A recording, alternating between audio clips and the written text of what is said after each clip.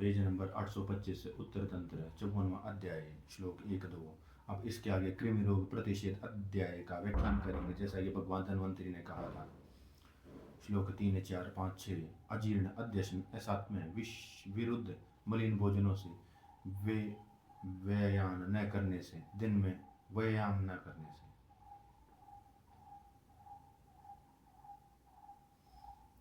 दिन में सोने से, अति गुरु अति संदिग्ध शीतल वस्तुओं के सेवन से, उड़द पीठी के भक्ष्यों से, मृदुल मृदुल चने आदि वस्तुओं से दलकर बनाई हुई बीज से, बालू शालू कसेरू पत्तों के शाक, सुरा शुक्ति दधी दूध गुड़ ईख आदि की वस्तुओं ईख से बनी वस्तुएं भी के सेवन के, तिल कल्क अनुपमास पिंडाल खल चिवड़े एवं मधुर अमल धर्मों के पीने से, कफ और पित्त प्रकोपित इनसे नाना आश्रय वाले बहुत प्रकार के कृमि उत्पन्न होते हैं।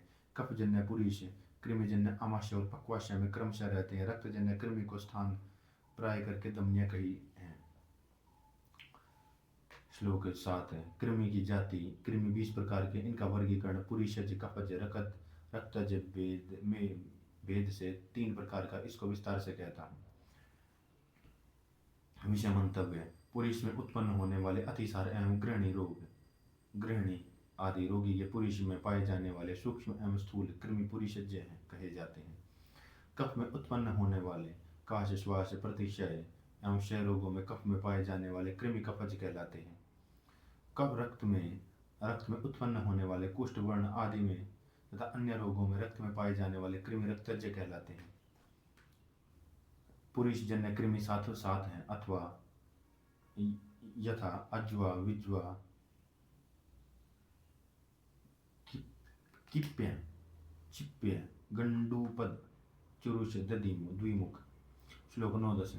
ये कृमि रंग में श्वेत सूक्ष्म एवं गुद में चुभ होते हैं तथा गुदा की ओर जाते हैं। इनमें से कुछ कृमि पूंछ पर चिपटे होते हैं।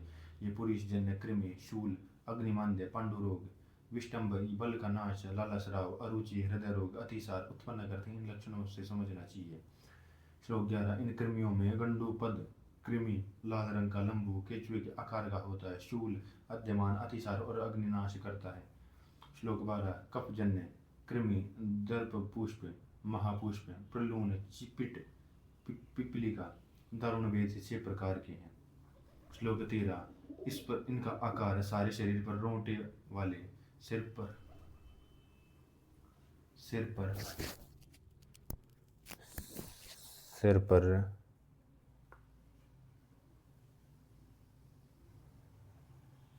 पर चकत्ते वाले दानों के रोटे वाले सिर पर बड़े रोम पूंछ वाले आकार के काले चकत्तों वाले उगते हुए दानों के आकार अंकुर के समान आकार के श्वेत एवं पतले होते हैं। रोग जहाँ बालों के लिए वहाँ सिर पर रोम शब्द के आगे बड़े हुए पतले परदवन को ही बताता है। इससे ये वस्तु पकड़ते हैं, गति में सहायता पूंछ करती है।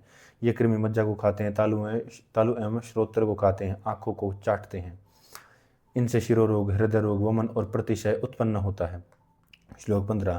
केशपाद रोमाद नखाद दंताद कृकिश कुष्ठज और परिसर्प भेद से रक्तजन्य कृमि 7 प्रकार के हैं।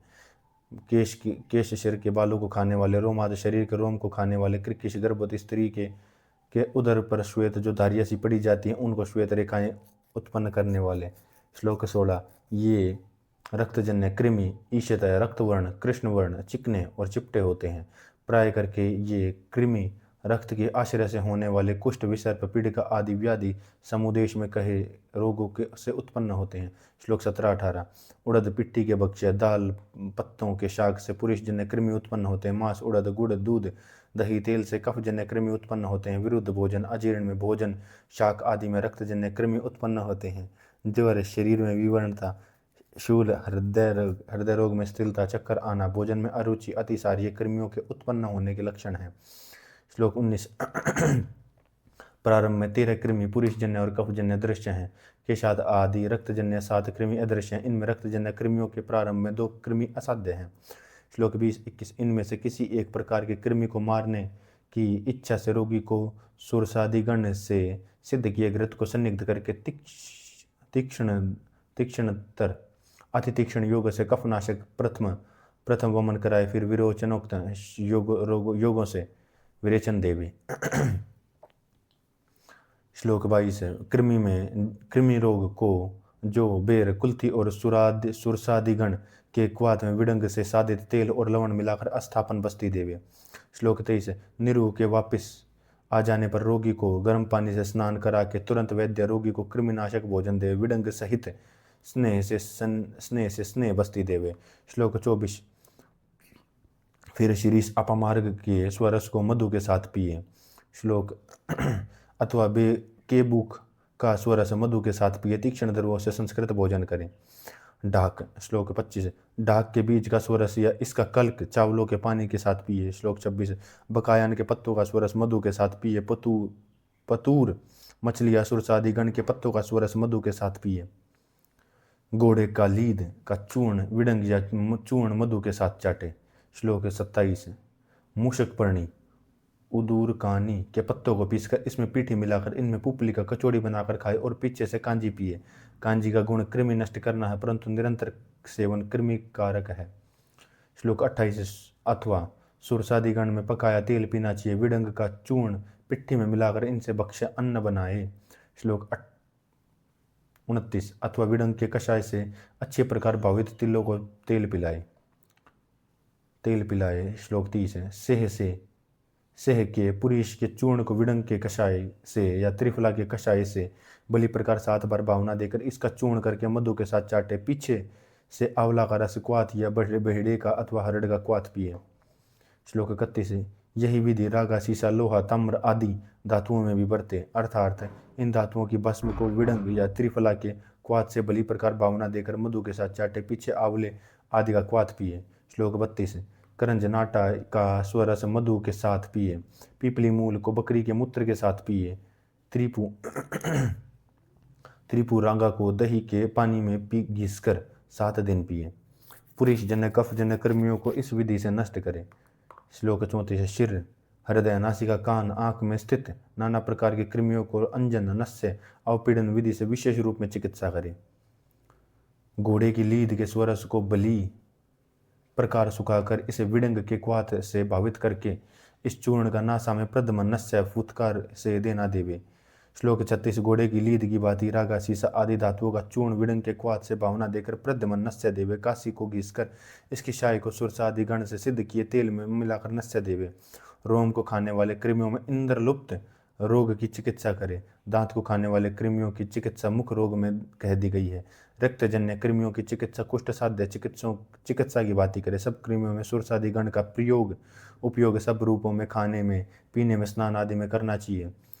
जिस भोजन में तिक्त और कटु प्रचुर परिणाम में स्पष्ट रहता हो वह देना हितकारी है। कुल्ती की भस्म को पानी में घोलकर इसके साथ यवक्षार का पानी उत्तम है। श्लोक 40। निदान परिवार जन चिकित्सा। दूध, मांस, घृत, दही, पत्तों के शाक, सलाद आदि अमल, मधुर और शीतल पदार्थ, इनको संक्षेप में कृमियों के नाश करने की इच्छा कर रखने वाला मनुष्य छोड़ देवे। वक्तव्य। विटामिन के नाम पर कच्चे टमाटर, हरे शाक, सलाद आदि कच्चे खाने की जो प्रथा चल रही है, इसी प्रकार आइसक्रीम, रेफ्रिजरेटर में रखा ठंडा भोजन, ठंडे पदार्थ खाना चला है, ये वस्तुएं आयुर्वेद के सिद्धांत से अनुकूल नहीं। इनमें कृमि उत्पन्न होते हैं अथवा हृदय रोग चाप के होते हैं। अध्याय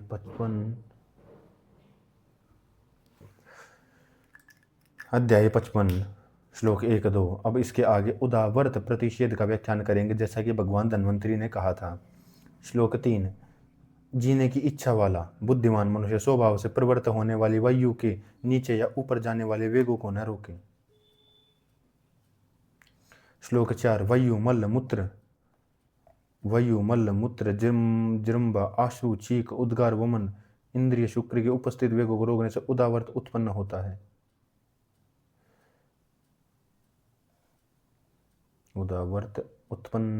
है।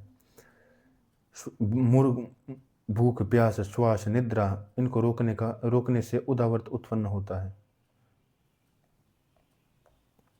इस उदावर्त के लक्षण और चिकित्सा से विस्तार से कहूँगा।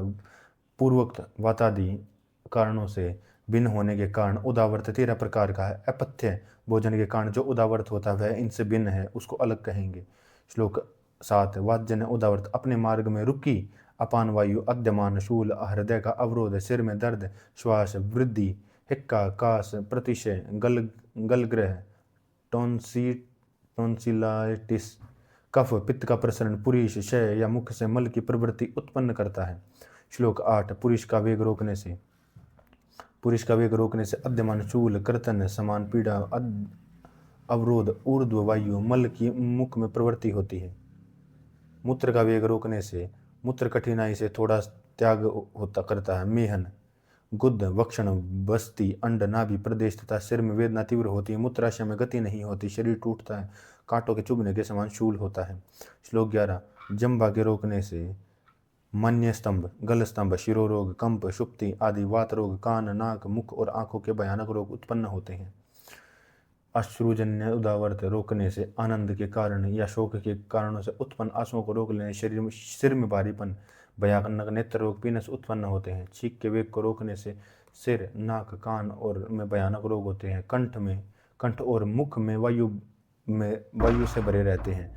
गले और मुख में तीव्र व्यथा, कराहना अथवा उच्छ्वास का अवरोध होता है। उद्गार को रोकने से हिक्क, कंप, हिक्का और वातजन्य भयानक रोग होते हैं। छर्दी को रोकने से जिस दोष के कारण अन्य विदग्ध हुआ होता है उसी दोष की अधिकता वाला कुष्ठ उत्पन्न होता है।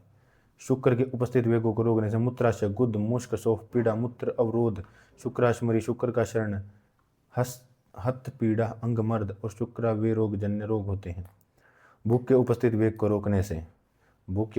को रोकने से तंद्रा, अंगों का टूटना, अरुचि, चक्कर आना, दृष्टि की निर्बलता होती है। तृष्णा को रोकने से गले और मुख में शोष, बहरापन, हृदय में पीड़ा होती है। जल्दी चलने या परिश्रम से उत्पन्न श्वास रोकने से हृदय रोग अथवा मुंह अथवा गुल्म उत्पन्न होता है। निद्रा के उपस्थित वेग को रोकने से जंभा, अंगमर्द, आंखों में जड़ता, भारीपन, तंद्रा होती है। तृष्णा से पीड़ित अति शीतल क्रिया, क्षीण, शूल से पीड़ित, मल का वमन करने वाले उदावर्त रोगी को बुद्धिमान चिकित्सा न करे। इन सब उदावर्तों में व्यात व्याधि की संपूर्ण चिकित्सा स्नेह, स्वेद आदि विधि पूर्वक करनी चाहिए, जिससे वायु अपने मार्ग में प्रवृत्त हो जाए। यह क्रिया सामान्य रूप से सबके लिए है, पृथक पृथक रूप में सुनो। श्लोक 20 रोगी को स्नेहन और स्वेदन देकर वात हरद्रव्यों से बनाया अस्थापन वातोदावर्त में करे। पुरुष जन्य उदावर्त में अनाज चिकित्सा, फलवर्ती आदि वात व्याधि में कही चिकित्सा करे। श्लोक 21, 22, 23, 24, 25 मूत्रजन्य उदावर्त में प्रभूत, सोवरचल, नमक मिलाकर मदिरा को पिए, इलायची को मद्य के साथ पिए या दूध के साथ पिए अथवा जल के साथ आंवले या स्वरस 3 दिन पिए। घोड़े या गधे की लीद से स्वरस पिए। मांस भक्षण के साथ मधु, मद्य, सीधु या गोडिक मद्य गुड़ से पीना पिए। देवदारू, मुस्ता, मुरवा, हल्दी, मुलठी इनको आधा कर्श लेकर वर्षा जल के साथ पिए। दामसे का स्वरस अभाव में क्वाथ या केसर या कषाय की ककड़ी, खीरे के बीज इनके थोड़े से नमक से मिश्रित जल के साथ पिए। लघु पंचमूल से सिद्ध किया दूध या द्राक्षा का रस पिए। पंचमूल का लघु लेना, लघु ना पंचमूल सही है। श्लोक 26, 27 मूत्रजन्य उदावर्त में अश्मरी को भेदन करने वाले योग बरते। मूत्रकृच की चिकित्सा संपूर्ण रूप में करे। मूत्राघात की शांति के लिए आगे भी योगों को कहूँगा, उनको भी यहाँ बरते। श्लोक 28 अश्रुजन्य उदावर्त में रोगी को स्नेहन स्वेदन देकर आंसुओं का निसारण करना चाहिए। श्लोक 29 रुकी हुई चीख को तीक्ष्ण अंजन, तीक्ष्ण अवपीड़न, तीक्ष्ण गंध, मरीचादि आदि को सूंघ कर नाक में डालकर प्रवृत्त करे। तीक्ष्ण औषधियों को नाक में फूंक कर अथवा सूर्य किरणों को देखकर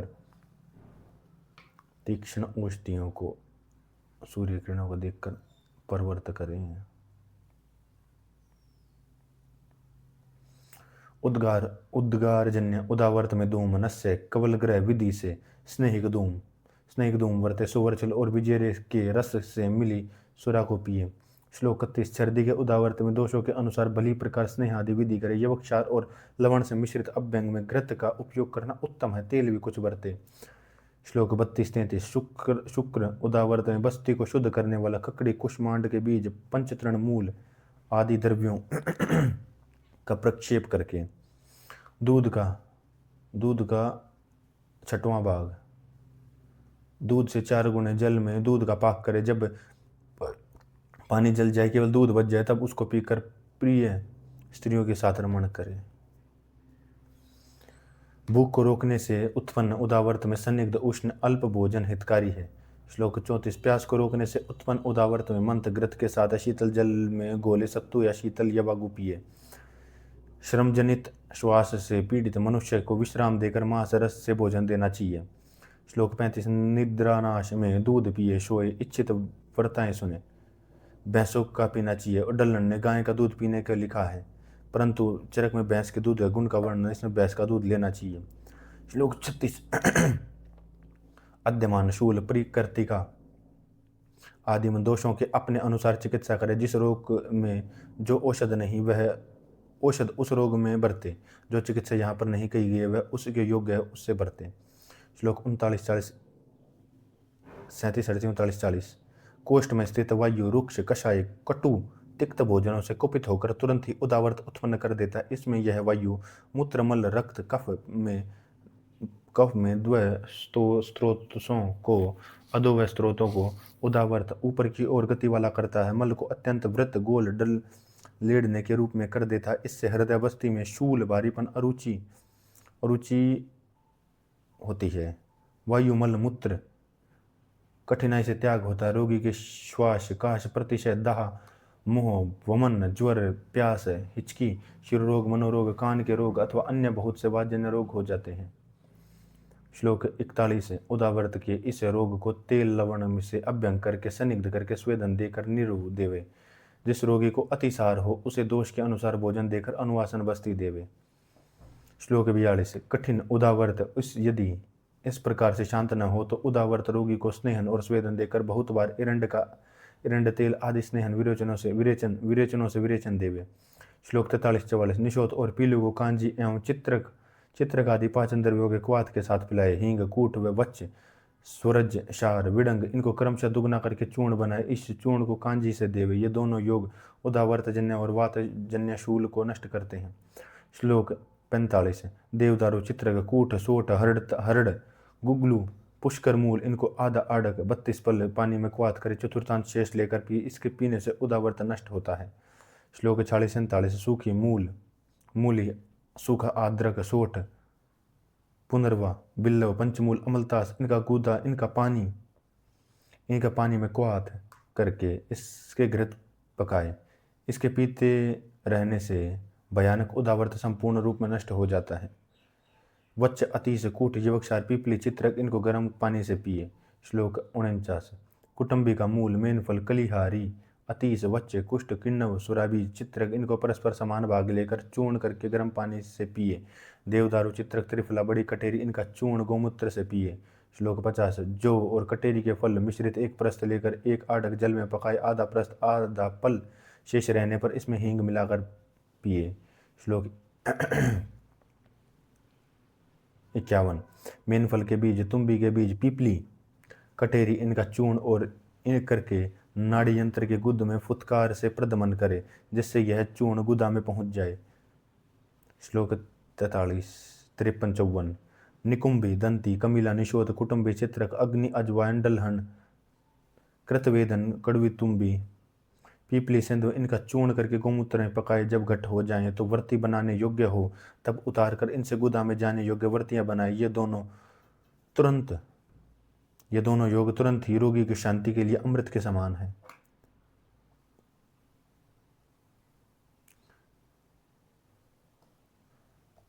छप्पनवां अध्याय।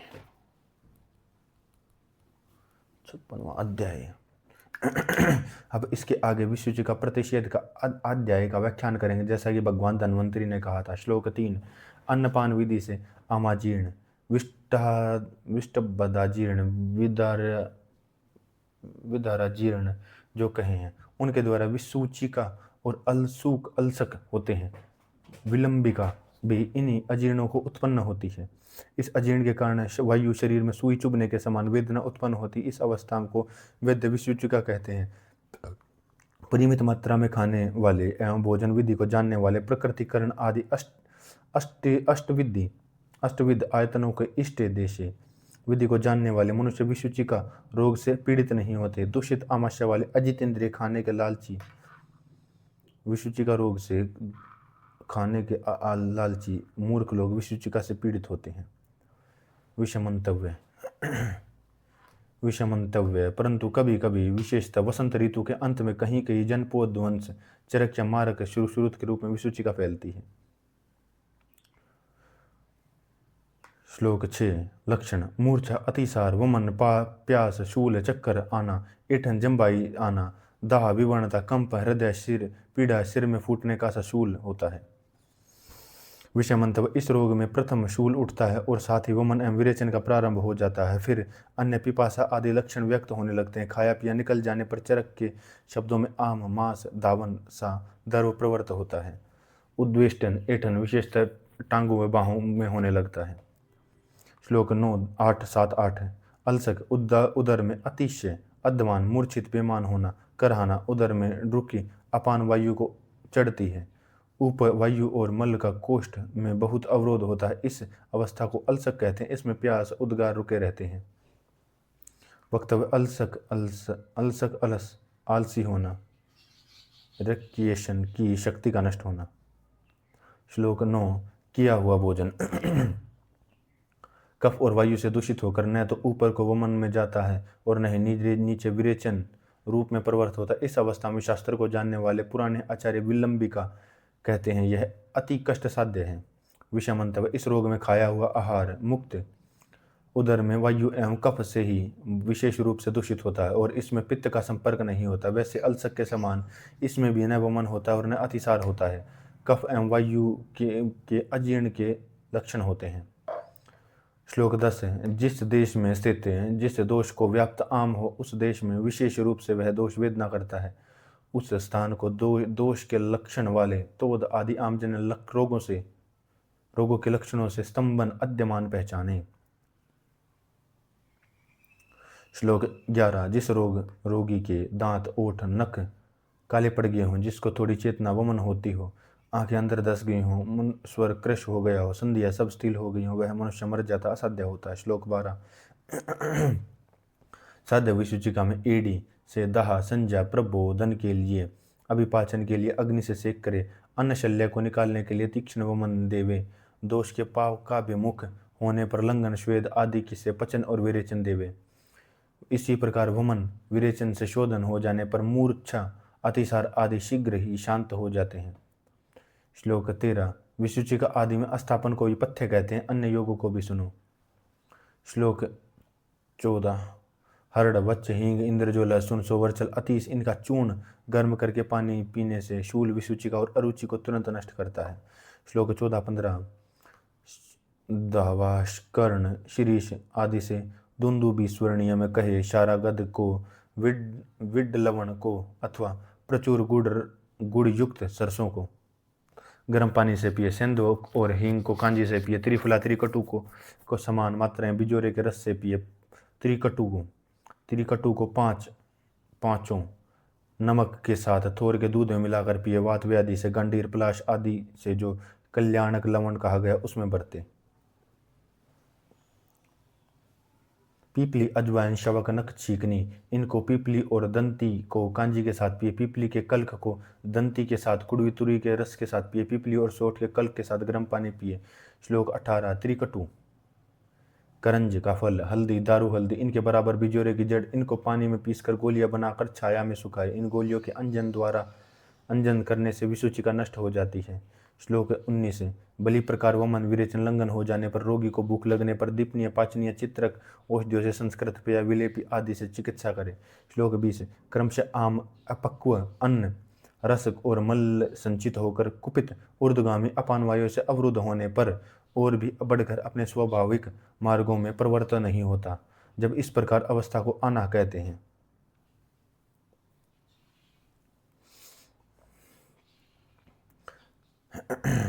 श्लोक 21 आमजन्य आना में तृष्णा प्रतिशा शिर में दाह आमाशय में शूल आमाशय में भारीपन जी में चिल्लाना उद्गार की असम्यक प्रवृत्ति होती है। श्लोक 22 पुरुष जन्य आना में कटी पीठ मल मूत्र में स्तंभ जड़ता कटी पीठ में शूल मूर्छा मल का वमन श्वास अल्सक रोग के लक्षण पक्वाशय आना में होते हैं। श्लोक 23।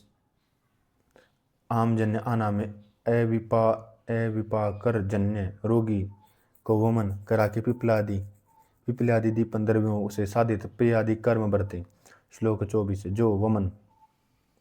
जो रोगी मल का वमन न करता उस पुरुष के पुरुष जन्य आमान्वित आना को स्वेदन पाचन से शांत करे। श्लोक 24-25। विसूचिका में दंती आदि जो वीरचंद्र कहे गए उनका चूर्ण करके भैंस बकरी भेड़ हाथी गाय इनके मूत्र में पकाकर वर्ती बनाए। इन वर्तियों के स्वेदन दिए पुरुष की गुद में रखे। इन वीरचंद्रव्यों का चूर्ण नाड़ी द्वारा गुद में प्रदमन फूके। श्लोक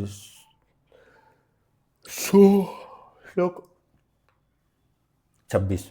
संशोधन से शमन अध्याय में कहे वमन विरेचन द्रव्यों से विधि पूर्वक भैंस बकरी भेड़ हाथी और गाय के मंत्रों से सिद्ध करके इस क्वाथ में आधा मूत्र मिलाकर मधु तथा निशोध सेंधा नमक इस पल मिलाकर निरु देवे। निरु देने के पीछे भली प्रकार विरेचन हो जाने पर पेय आदि संसर्जन विधि का पालन करे। श्लोक 27। इन्हीं वमन विरेचन द्रव्यों से तेल सिद्ध करके यदि योग्य हो तो अनुवासन बस्ती दे। वक्तव्य आम का परिपाक हो जाने पर वायु का अति प्रकोप हो जाने देवे। 57वां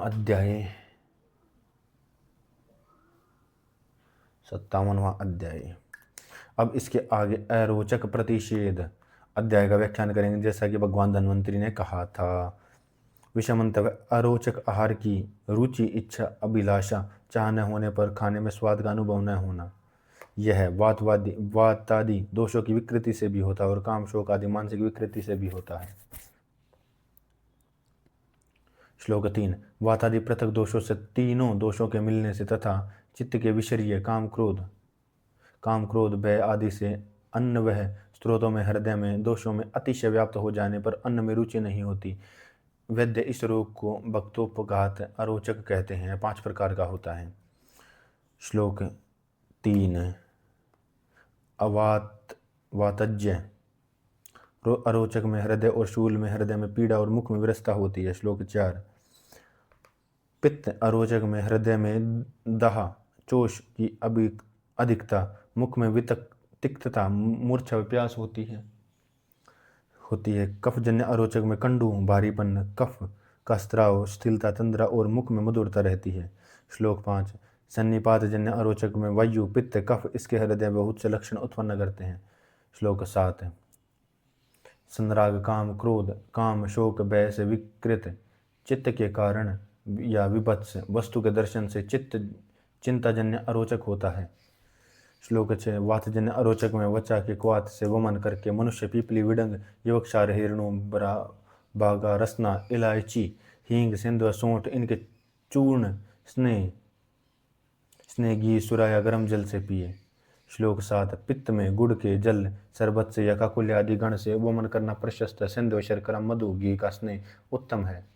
कफजन्य अरोचक में नीम के क्वाथ से वमन करके अमलतास का क्वाथ अजवाइन और मधु के साथ पिए।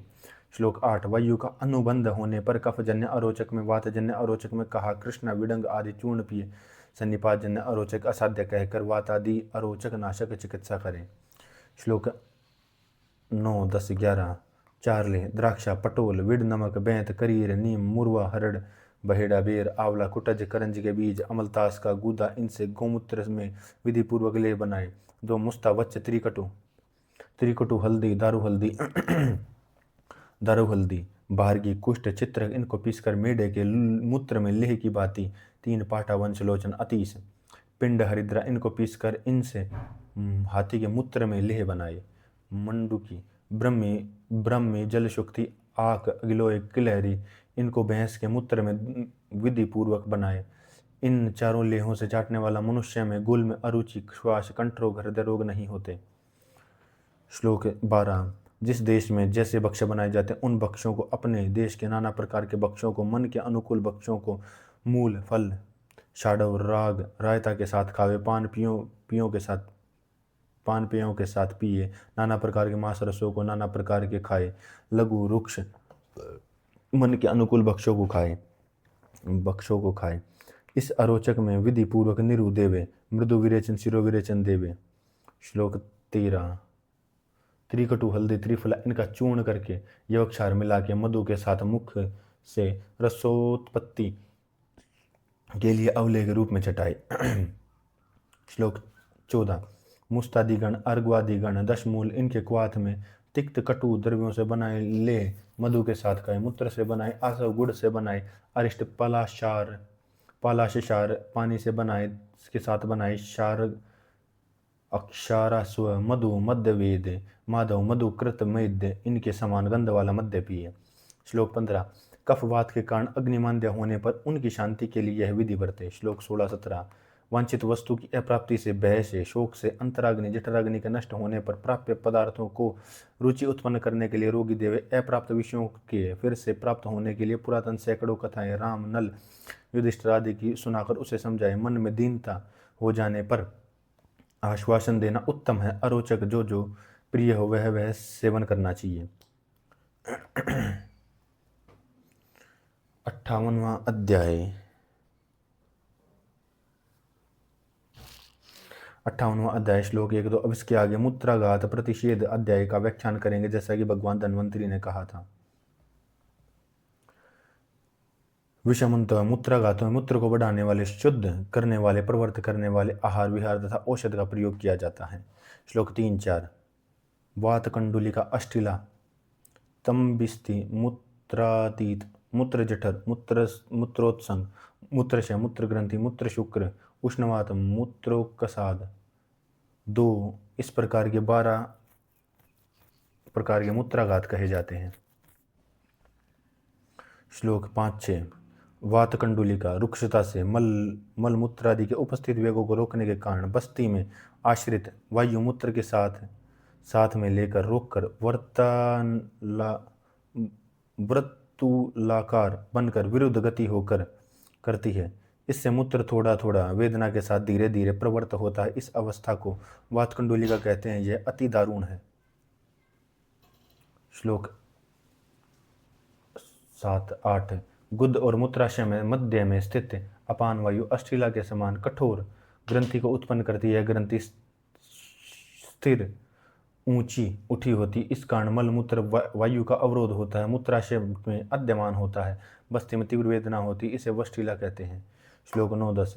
जो मूर्ख व्यक्ति मूत्र के उपस्थित वेग को रोकता है, जो मूर्ख व्यक्ति मूत्र के उपस्थित वेग को रोकता है, उसमें बस्तिगत आपान बस्ती के मुख को बंद कर देती है। इससे मूत्र में रुकावट हो जाती है। बस्ती मूत्राशय में और कुक्षी में वेदना होती है। इस रोग को वात वस्ती नाम। यह कष्ट साध्य है। मूत्र को प्रवर्तनमुख वेगों को रोककर जब फिर से मनुष्य प्रवृत्त करना चाहता है तो उसका मूत्र प्रवाहित नहीं होता। यदि किसी प्रकार होता भी है तो मूत्र धीरे धीरे थोड़ा थोड़ा एक बार रुक कर आता है। इसको मूत्रातीत कहते हैं। यह रोग मूत्र वेग को रोकने से उत्पन्न होता है। उदावर्त के कारण मूत्र के वेग के रुक जाने से कुपित हुआ अपान वायु उदर में अतिशय रूप में भर जाता है। इससे नाभि के नीचे तीव्र वेदना युक्त अद्यमान होता है। इसको मूत्र जठर कहते हैं। इससे मूत्र और मलवाही स्रोत बंद हो जाते हैं। यह उदावर्त प्राय वातजन्य होता है। श्लोक 15-16। मूत्र प्रवाहन करते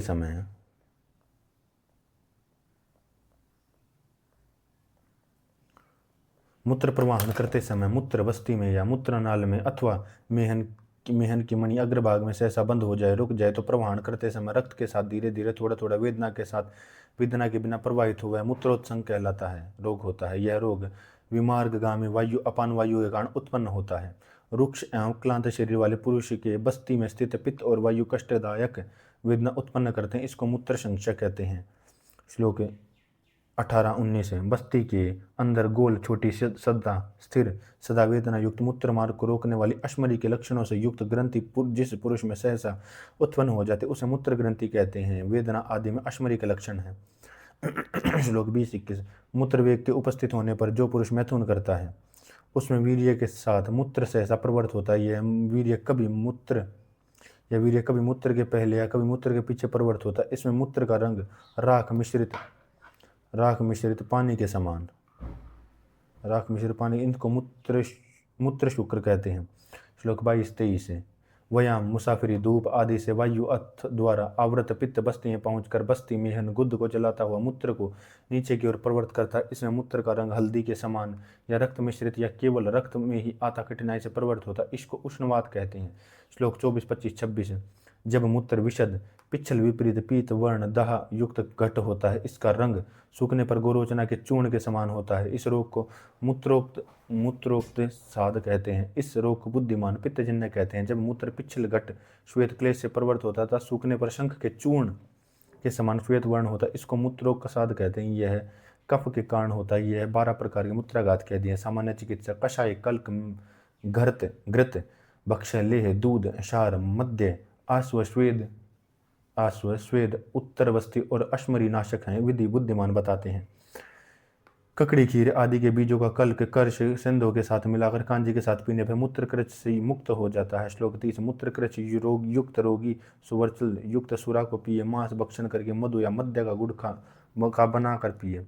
श्लोक 31। केसर को 1 क्रश मात्रा में मधु के शरबत से साथ पिए। इस शरबत को रात में बनाकर रख दे और प्रातः पिए। अनार का रस, अनारदाना, इलायची, जीरा, सौंठ, थोड़ा सा नमक, पिष्टी से बनी सुरा को मिलाकर पीने पर मूत्र कृच से रोगी मुक्त हो जाता है। श्लोक 33, 34। विदारी, गंधादि, दर्भ, गोखरू का मूल, इसके आधे पृष्ठ से दूध से 4 गुने पानी में दूध का पाक करें।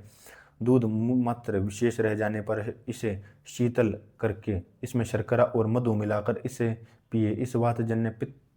इस पित्तजन्य मूत्रघात नष्ट होते हैं। गधे और घोड़े की लीद को कपड़े में बली प्रकार निचोड़कर उसका एक कुड़ो पिए। यह मूत्र वेदना को नष्ट करता है। मुस्ता, हरड़, देवदारू, मुरवा, मुलेठी इनका कल्क 1 अक्षी मात्रा में पिए। यह मूत्र दोष को नष्ट करता है। श्लोक 37। हरड़, आंवला, बहेड़ा प्रत्येक आधा क्रश लेकर इसमें थोड़ा सा नमक मिलाकर जल से पिए। मूत्र वेदना को नष्ट करता है। द्राक्षा का कल्क 1 क्रश लेकर जल में भिगोकर रात भर पड़ा रहने दे। प्रातःकाल इसको शीतल पिए। मूत्र वेदना को नष्ट करता है। कटेरी का सोरस 4 पल मात्रा में पिए। यह मूत्र दोषनाशक है। अथवा आंवलों को निचोड़कर उनका सोरस 1 कुड़ो 4 पल मात्रा में मधु के साथ पिए। इसके पीने से मूत्र दोष जन्य वेदना से पीड़ित मनुष्य स्वस्थ होता है। श्लोक आंवले के फल के सोरस में छोटी इलायची का चूर्ण मनुष्य पिए। श्लोक 41, 42। ताड़ के नूतन मूल को या खीरे के रस को शाली चावलों के शीतल जल से पीस कर पिए अथवा खीरे के दूध के साथ प्रातःकाल पिए।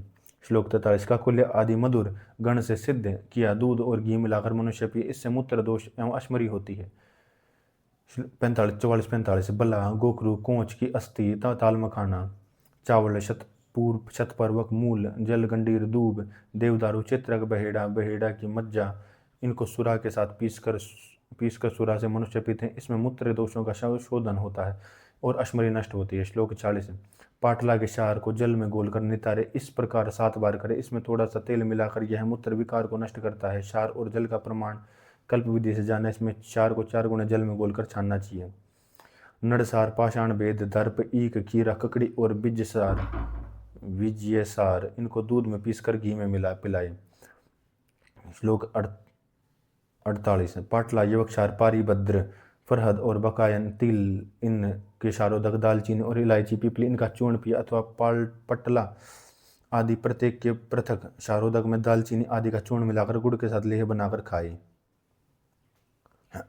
श्लोक 49-50। अब इसके आगे मूत्र दोष में चिकित्सा विधि को कहूँगा। स्वेदन देकर रोगी को विरेचन देवे। इससे शरीर का शोधन हो जाने पर उत्तर बस्तियाँ देनी चाहिए। स्त्रियों के अति संग रहने से जिस पुरुष में रक्त प्रवृत्ति हो वह मैथुन से निवृत्त होकर ब्रहण, विधि, मांस, क्षीर आदि का सेवन करे।